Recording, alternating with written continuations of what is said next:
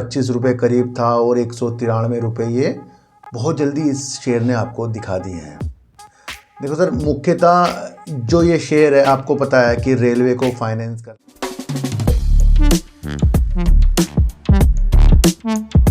नमस्कार, आप देख रहे हैं डीप सर्च 6 और आज बात करेंगे IRFC की यानी कि इंडियन रेलवे फाइनेंस कॉरपोरेशन की। सर देखो सर, ये शेयर काफ़ी नज़दीकियों से काफ़ी तेज़ी के संकेतों के साथ 193 रुपये का इस शेयर ने हाई मारा है। यानी करीब एक साल के अंदर शेयर ₹25 करीब था और 193 रुपये ये बहुत जल्दी इस शेयर ने आपको दिखा दिए हैं। देखो सर, मुख्यतः जो ये शेयर है आपको पता है कि रेलवे को फाइनेंस करता है और बाज़ारों से पैसा उठाकर फिर रेलवे की चीज़ों के लिए कंपनियों को देता है। यानी कि रेलवे के विकास के लिए चीज़ें करता है, पैसा देता है उनको। तो कंपनी का काम वैल्यूबल है। देखो सर, इंच की थोड़ी सी बात करने से पहले बीच में बताऊं कि जो ये मार्केट आपको आज भी ज़्यादा गिरती हुई देखने को मिली है, शेयर काफ़ी गिरते हुए देखने को मिले, हर एक कंपनी के देखने को मिले। अगर उन गिरावटों से आपको अफसोस हो रहा है तो ये तो भाई हर एक महीने 2 महीने में झटके लगेंगे। अब इस अफसोस को अगर आपको खेलना आ गया, समझना आ गया, तो फिर आप समझोगे। आज अगर आप कई शेयरों को उठाकर देखो, चाहे वो HDFC बैंक हो या फिर वो कुछ छोटा सा सुजलोन एनर्जी हो, गिरावट है। और जब गिरावट होती है ना, छोटा बड़ा कोई शेयर नहीं होता है ना। तो जब कोई अच्छा शेयर भी गिरावट कर देता है तो आप ये क्यों नहीं समझते इतनी सी बात कि अगर आपके पास अच्छा कोई शेयर है, या तो विषय उसका 20 साल 10 साल का आपका होना चाहिए, या अगर आपका विषय 10 से 20 साल का नहीं है, आपका इरादा 2 साल कितने का भी होगा, अपने हिसाब से होगा, तो फिर घबराना क्यों है गिरावट हो गई तो। गिरावट अच्छे शेयरों में भी हो रही है, मैं ये बता रहा हूँ। और अगर अफसोस करना अगर आपको आ गया तो ये तो निरंतर चलेगा भाई। अपनी अफसोस की चीज़ों को हमें हटाना पड़ेगा। वो इसलिए हटेगा कि देखो सर, मैं जो करता हूँ, मैं आपको एक चीज़ बता दूँ, मैं फिर बता रहा हूँ, बार बार बताता रहूँगा कि मेरे पास जितने भी शेयर हैं उनके अंदर से मैंने हर बार प्रॉफिट लिया है। फिर भी वो शेयर मेरे पास हैं। अब तो लॉस में होंगे ही, क्योंकि भाई गिरावट तो सब में हुई है, पर उनमें से मैंने अच्छे प्रॉफिट ले रखे हैं। चाहे वो HFCL हो, एक्साइड बैटरी हो, मदरसन सुमी हो, मैंने ले रखे हैं उनसे प्रॉफिट। फिर भी वो मेरे पोर्टफोलियो में शेयर आ जाते हैं। क्यों? क्योंकि मैं सारे उनके अंदर से सेल्स नहीं करता। और अगर मैं सारे सेल करता हूं तो फिर मैं अगले दिन उन शेयरों को फिर से ले लेता हूं, क्योंकि मुझे पता है उन शेयरों के वजूद हैं। तो वजूद के हिसाब इससे क्या होता है कि अगर आज कोई शेयर आपका अच्छा वाला 10 रुपये 6 रुपये गिर जाए तो वो तो प्रॉफिट से कमी हो रहे हैं ना आपके। भाई अगर आपको 10,000 का प्रॉफिट आ रहा है, अगर आपके पास कई शेयर हैं और उसमें से 6 रुपये गिर जाए तो वो तो प्रॉफिट आपका कम हो गया ना। लेकिन वो आपके पास पड़ा था प्रॉफिट, उसमें से कम हुआ। अगर आप उसमें से थोड़ा सा प्रॉफिट खींच लेते, बेच देते, तो वो आपके अमाउंट में जुड़ जाता। तो फिर अफसोस मत मनाओ। आपको रणनीति आनी चाहिए। आपको ऐसा नहीं होता कि सर बड़े बड़े इन्वेस्टर कभी शेयर को अपने सेल ही नहीं करते हैं। करते हैं, वो भी करते हैं। तो फिर हम क्यों चूकते हैं भाई? अपना प्रॉफिट लीजिए अपने अनुसार। देखो, मैं ये नहीं कह रहा हूँ शेयरों को बेचो खरीदो, पर मैं अफसोस वाली जो लोग कहते हैं ना, सर मार्केट गिर गई, मज़ा नहीं आ रहा, अब तो मेरा इतना पैसा फंस गया, ये हुआ है। तो जब मार्केट उठती है तो फिर क्यों मज़ा आता है? फिर इतना फिर उस मज़े में क्यों नहीं सोचते कि कभी मार्केट गिरेगी? तो ये अफसोस कभी नहीं करना है। शेयरों से प्रॉफिट मैं तो भाई लेता हूँ अपने हिसाब से। आपको भी चीज़ें देखनी पड़ेगी, तब जाके हमें ये टेंशन नहीं होगी। जो आज हमारे मार्केट में इतना हमारा लॉस हो रहा है ना, तो उसकी टेंशन नहीं होगी। क्यों? क्योंकि हमारे पास पहले वो शेयर है। देखो सर, IRFC की अगर हम सेल्स देखें दिसंबर 2022 से दिसंबर 2023, तो इन्होंने अपनी सेल्स में ग्रोथ करा है ना। तो दिसंबर 2022 में IRFC की जो सेल्स थी वो करीब 6,218 करोड़ रुपए की इनकी सेल्स थी, और प्रॉफिट कंपनी ने 1,633 करोड़ रुपए का किया है। 1,633 करोड़ का प्रॉफिट किया है कंपनी ने। कितनी वैल्यूबल चीज़ है। और मात्र 31 करोड़ का इनका वो है, मतलब एक्सपेंस है। अब कंपनी के पास इतने स्टाफ ही नहीं है, होटल से कंपनी काम करती है, तो 31 करोड़ का इसका सिर्फ खर्चा ही खर्चा है। बाकी कंपनी को देखो तो 500 करोड़ 1,000 करोड़ खर्चा होता है, इनका तो खर्चा ही नहीं है, 31 करोड़ का है। क्यों? क्योंकि ये कहीं से पैसा लेती है, उन पैसों को दे देती है, उनमें हिसाब किताब करते हैं बस ये अपने पास बैठ के कम स्टाफ में।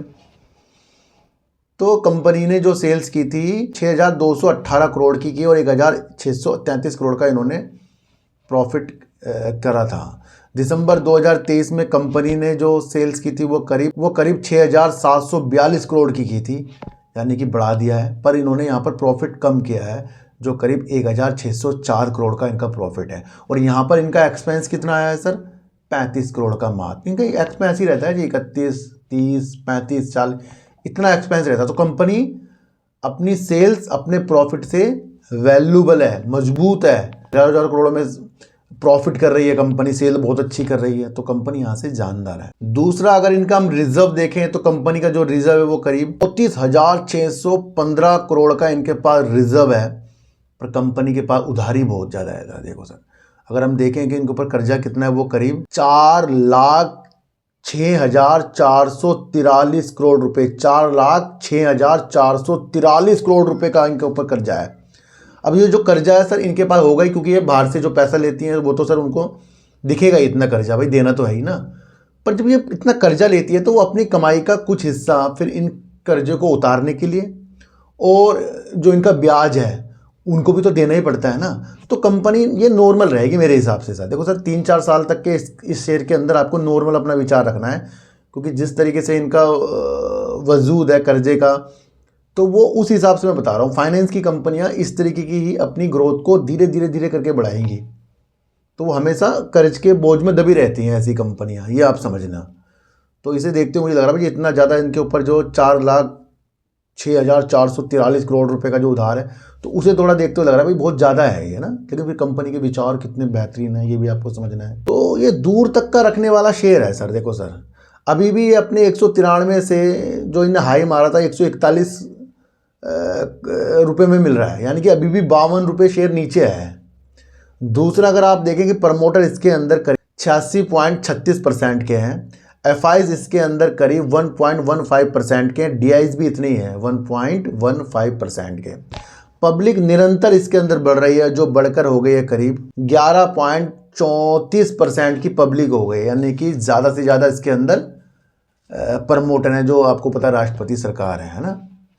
तो मेरे हिसाब से ये कंपनी सर आपको लंबे समय के हिसाब से रखनी चाहिए, क्योंकि अब ये जो चुनाव आने वाले हैं उसके बाद रेलवे में पहले विकास हुआ है, बहुत ऊपर शेयर है, पहुंच गया है विकास से।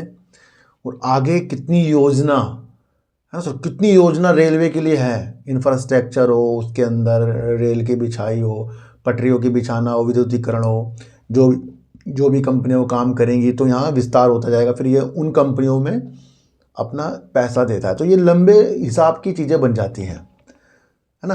तो इस शेयर में भी लोग फंसे हुए हैं, जिन्होंने ऊपर खरीदा होगा उनसे भी अफसोस सा हो रहा होगा। तो मैंने आपको फिर कहा है सर, हम हर एक शेयर को देख तो लेते हैं, पर उसकी खरीदने की जो रणनीति है ना एकदम से लेने वाली, उस चीज़ को हम नहीं समझते। हमें धीरे धीरे इन्वेस्टमेंट करना है। हमारे सामने अगला चुनाव है, हमारे सामने बहुत सारी परियोजनाएं हैं, हमारे सामने देश का विकास है, हमारे सामने देश प्रगति की ओर है, हमारे सामने हर एक चीज़ ग्रोथ की ओर है। तो वहाँ पर इन शेयरों की भी ग्रोथ होंगी, पर अब इन शेयरों के अंदर हमें होल्ड वाली स्थितियाँ बन रही है दूर तक के लिए, है ना। तो मेरा विचार इसके अंदर, शेयर के अंदर निगेटिव कभी नहीं रहा है। रेलवे के शेयरों में तो कभी मेरा निगेटिव विचार रहा ही नहीं है, क्योंकि रेलवे में तो आपको पता है एक बार बजट कितना ज़्यादा चीज़ों के साथ आया है। पर हाँ, वो है कि कभी ना कभी हम ट्रैप तो हो ही जाते हैं, चाहे वो कोई सा भी शेयर हो, है ना। तो ऐसा उसमें नहीं होता कि भाई अगर कोई अच्छा शेयर है तो वो हमें फंसाएगा नहीं, भाई फंसा सकता है, अपनी तरफ चल सकता है। तो इस शेयर में आपको समय देना पड़ सकता है। देखो सर, अगर इसका स्टॉप लॉस मुझे जो जच रहा है 132 रुपये का करीब ये जच रहा है इसका स्टॉप लॉस पे, 132 से ऊपर ही रहना चाहिए, तो तब जाकर ये स्थितियाँ और अच्छी कर सकता है। अगर इससे नीचे आया तो फिर ये और भी गिर सकता है। तो ये रणनीति आपको समझना पड़ेगा। तो अफसोस मार्केट में नहीं करना है।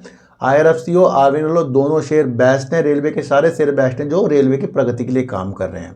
और इस फाइनेंस की कंपनी को आपको समझना है भाई, खर्चा इसका है ही नहीं है, सेल्स अच्छी कर रहा है, प्रॉफिट अच्छा कर रहा है, तो फिर रखने वाला शेयर बन जाता है। अगर कुछ निगेटिव चीज़ होती है इसके अंदर फंडामेंटल में, तो वो हमें चुभती। अब 4,06,443 करोड़ का इसका जो कर्जा दिख रहा है भाई, वो तो भाई कहीं से पैसा लेता है ना, वो तो दिखाना ही पड़ेगा ना। मेरा एक दूसरा चैनल है जिसका नाम है सार्थक बाजार से, उसके अंदर आज आपके लिए मैंने इन्फीबीम, BCG और आपको जियो फाइनेंशियल सर्विसेज और मार्केट का रुख क्या रहने वाला है उसके ऊपर अपने विचार बताए हैं सार्थक बाजार से चैनल पर। कृपया आप वहाँ पर भी आकर उस वीडियो को देख सकते हैं ना।